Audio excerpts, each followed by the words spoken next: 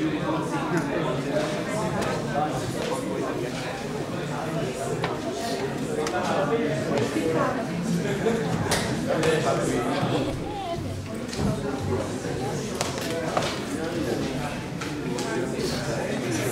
você quiser focar assim, em uma parte do quadro, na metade do quadro, Manda pra gente essa. tá bom.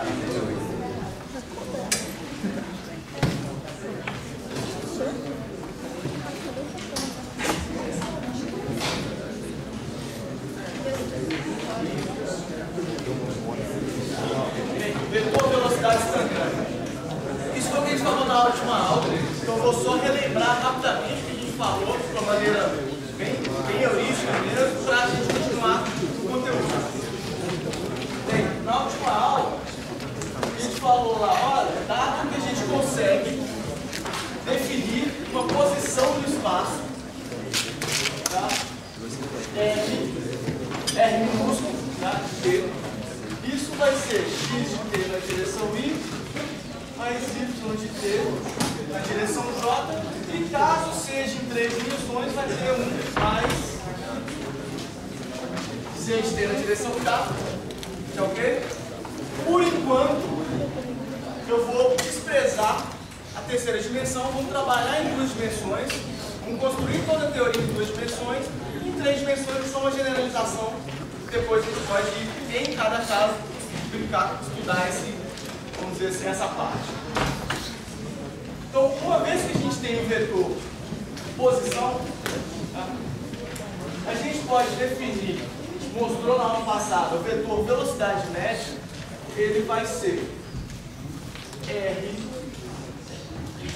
de T2 menos R de T1 sobre T2 menos T1. E a gente pode escrever de forma genérica delta R sobre delta T. Onde delta T é T2 menos T1 e delta R é R2 menos R1. Ok?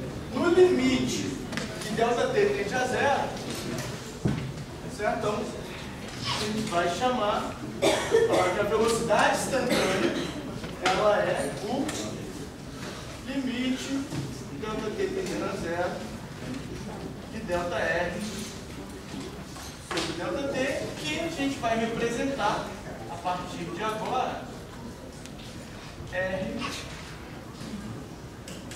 ou seja, a velocidade instantânea é a derivada no tempo, tá, do vetor posição. Ok? E aí, quando você está falando em derivada de um vetor, você vai... O que é constante aqui nesse caso?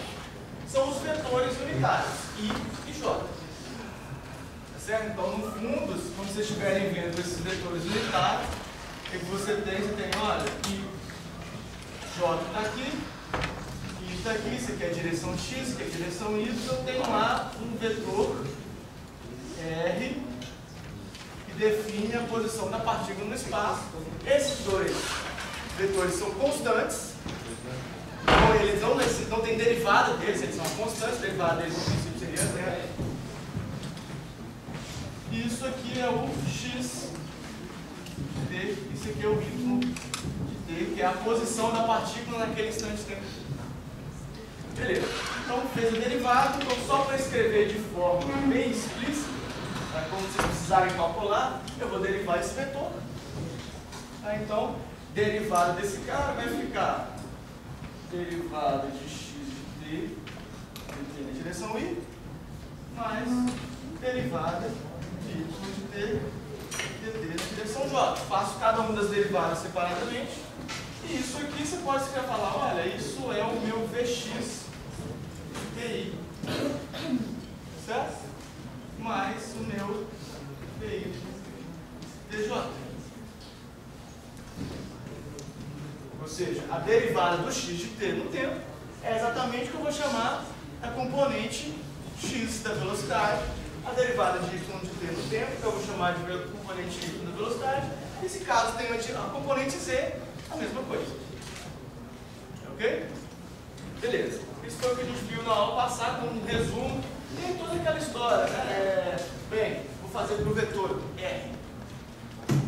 Quem é o módulo do vetor R? É a raiz de x² mais y². Quem é o ângulo θ?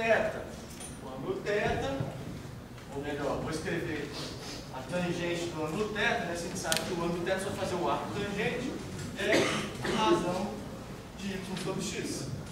Se isso fosse para o vetor velocidade, qual que é o módulo do vetor velocidade? Componente x da velocidade ao quadrado, mais componente y da velocidade ao quadrado. Quem que é o ângulo que a velocidade faz com relação ao eixo x? A tangente desse ângulo é a componente y da velocidade dividido pela componente x da velocidade. Isso aqui é válido para qualquer vetor. Para achar o módulo, a direção, qualquer vetor. Então, você pode fazer, aplicar essa conta, dado um vetor, você sempre consegue fazer essa conta.